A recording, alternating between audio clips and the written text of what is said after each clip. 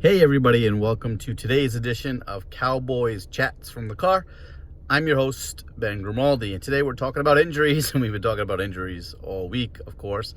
But today the Cowboys got some good news. It looks like a lot of the players who have been sidelined or working off to the side a little bit and have been a little banged up got back to practice. So we're talking about Tyron Smith, La'el Collins, Randall Cobb, Amari Cooper, and Byron Jones. They all look like they're questionable to go, but it looks like the majority of them are going to play. Anthony Brown's not going to play. We already know that. He's out. So it doesn't look like Joe Looney's going to play either, so he's got a back issue. But a lot of the guys who were on the sideline working, we were hopeful that the Cowboys would have them back. It looks like they're going to have them back.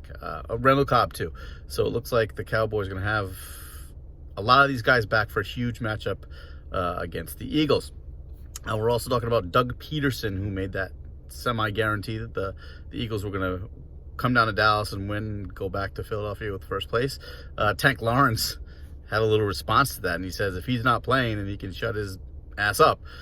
So Tank Lawrence never one to mince words, and he's starting to become, and really is now, one of the favorite followers on Twitter and social media. He's really got a good sense of humor. He's funny. He's direct. He's very to the point. So, I mean, and there were Cowboy fans on there saying, do something in the games before you start talking crap. But DeMarcus Lawrence is going to be DeMarcus Lawrence, and he's going to say what he feels. And he feels like the Cowboys are going to win the game because that's the tone of it. But hopefully Lawrence can back up some of those words and they can beat the Eagles and shut up Doug Peterson, at least for this week until the Cowboys and Eagles meet down the line. So Tank Lawrence had a response. Lastly, we're talking predictions. So it's been extremely difficult to say what Cowboys team is going to show up the last few weeks.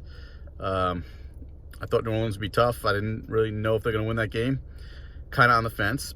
I thought they'd beat the Packers, and I obviously thought they'd beat the Jets in response on the road. None of those things have happened. So when you least expect the Cowboys to respond, they respond. They did it last year after losing to Tennessee and then beat the Eagles in Philly.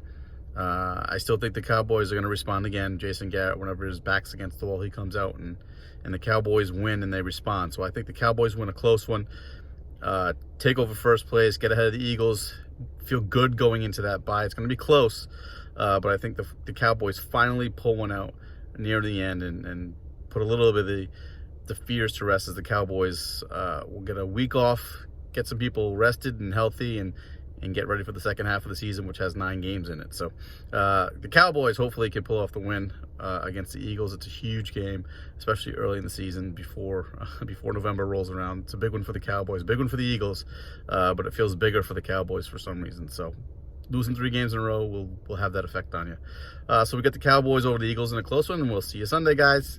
This has been Cowboys Chats from the Car, and you can find me on Twitter at Ben Grimaldi, or writing for the Cowboys Wire, or writing for CowboysNation.com. Thanks, guys.